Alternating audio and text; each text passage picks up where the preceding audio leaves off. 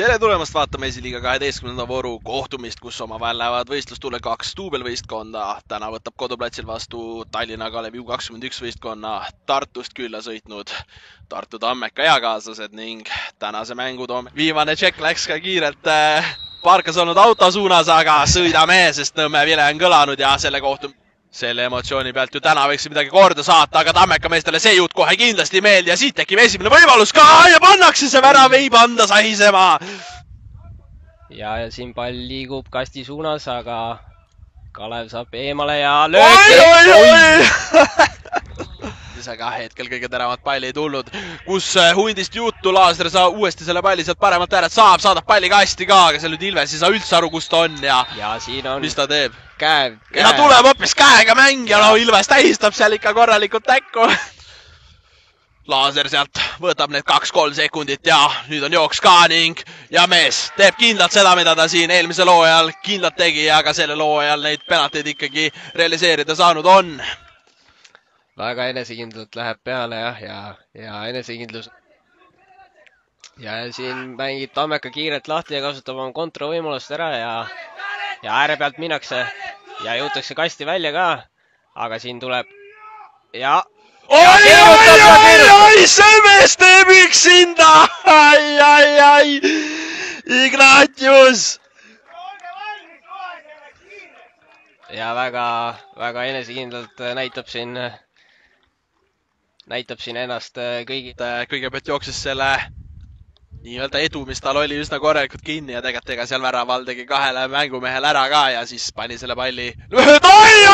Ja siit pannakse kohe vastu ka, no millise mängu me siia saame ja ai, siin 37 minutiga on väravad juba 3 korda saisenud, hetkel saadki päris täpselt aru.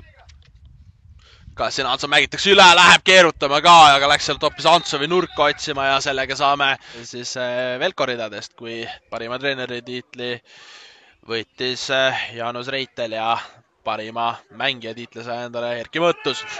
Aga siit nüüd võimalus ja pannakse see pall väravasse ära ka, oi, no Ilvesel jääb lihtsalt Iile täpp peale panna, kui see pall sealt Antsovi tõrjest talle ette põrga, aga eks ta selline keskvälja võitlus ole, kus selline individuaalne duellide võitmine väga palju ära otsustab.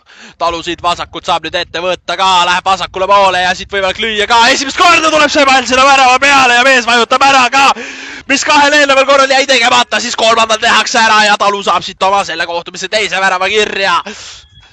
Noh, mees on seal nüüd juba korduvalt ette võtnud ka, kui sealt oma ääre pealt sisse murda on saanud ning 2 korral ta murule ning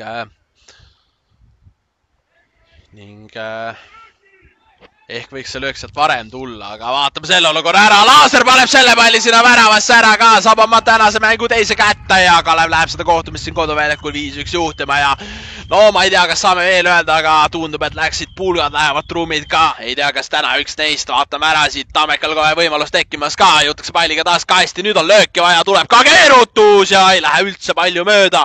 Nii-öelda tõsidusega. Seal mindi korralikult teatrit ka tegema Tammeka poole pealt, aga sealt kohtunikule seda otsust maha ei müüdud. Leis tegemas samal ajal mängu, löök värava peale ka, nüüd on pall lahtine ja no seal pannakse kõik pihta, mis vähegi pihta on. Tundub, et jääb 9 punkti peale, Tallinn on oma 12. vooru kohtumise ära pidanud, neil siis punkti 10 ja vaatame hoopis siit selle olukorra ära. Leis läheb veel ehitama ka ja no seal läheb nüüd juba kõik sisse, mis vähegi sinna värava peale pannakse.